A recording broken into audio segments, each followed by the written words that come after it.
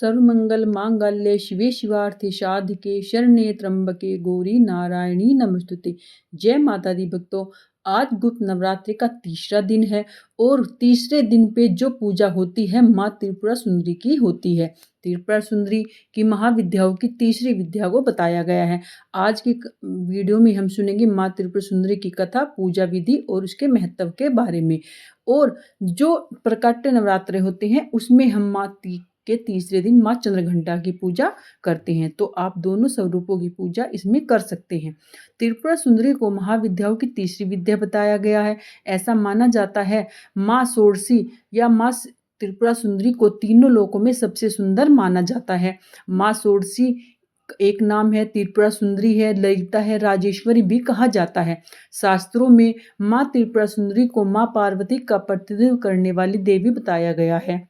इसलिए माँ त्रिपुरा सुंदरी को तांत्रिक पार्वती भी कहा जाता है। माँ षोडशी 16 वर्ष की कन्या के रूप में दिखाई देती है। शास्त्रों में बताया गया है कि माँ षोडशी का रंग सुनहरा लाल होता है और माँ दुर्गा के समस्त रूपों में एक रूप जगत प्रसिद्ध देवी त्रिपुरा सुंदरी का है।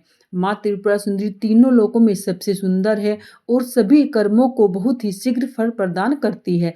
माँ त्रिपुरा सुंदरी 16 कलाओं से युक्त है, 16 वर्ष की कन्या की तरह है, हजारों सूर्य का तेज अपने अंदर समाहित किए हुए है। माँ षोडशी की पूजा करने से मनुष्य को सभी प्रकार के ऐश्वर्य एवं भोग की प्राप्ति होती है। आइए जानते हैं माँ त्रिपुरा सुंदरी की पूजा के क्या लाभ हैं। माँ त्रिपुरा सुंदरी देवी को यौवन और आकर्षण की देवी माना जाता है। माँ त्रिपुरा सुंदरी का पूजन करने से आकर्षण व सौंदर्य प्राप्त होता है। अगर आपके दाम्पत्य जीवन में हमेशा कलह रहती है, आपका कोई प्रिय आपसे नाराज रहता है, समाज में सम्मान व पद प्राप्त करने के लिए किसी व्यक्ति को सम्मोहित करने के लिए माँ त्रिपुरा सुंदरी की पूजा अवश्य करनी चाहिए। माँ त्रिपुरा सुंदरी उपासना करने से भोग और मोक्ष की प्राप्ति होती है। श्रद्धा पूर्वक माँ त्रिपुरा की पूजा करने से मनुष्य को सुख, शांति, समृद्धि के साथ मुक्ति भी मिलती है। अगर कोई मनुष्य सच्चे मन से माँ की पूजा करता है, वह आसानी से अपने शरीर, मन और भावनाओं को नियंत्रित करता है। माँ की पूजा करने से पारिवारिक सुख और अनुकूल जीवन साथी प्राप्ति होती है। इसलिए गुप्त नवरात्रि में मुख्य रूप से माँ त्रिपुरा की सुंदरी पूजा करने का नियम है।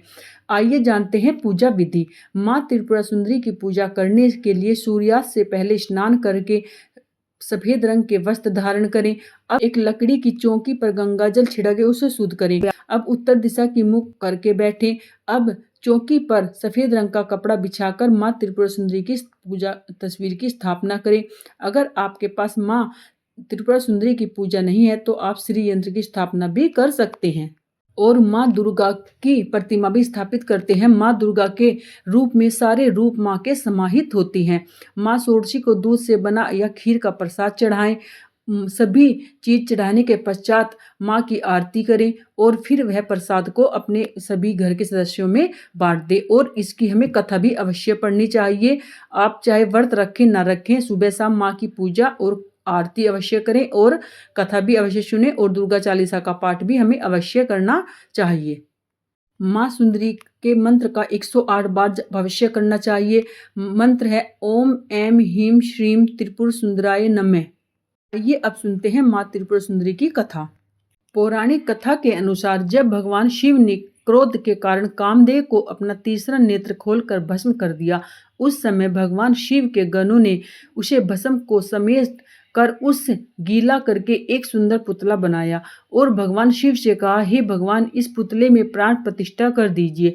जिसके बाद भगवान ने उस पुतले में प्राण प्रतिष्ठा कर दी और लेकिन वह भस्म से उत्पन्न होने के कारण उससे जो पुरुष उत्पन्न हुआ उसमें तमोगुण की अधिकता ज्यादा थी। जिसके बाद वह तीनों लोकों में हाहाकार मचाने लगा।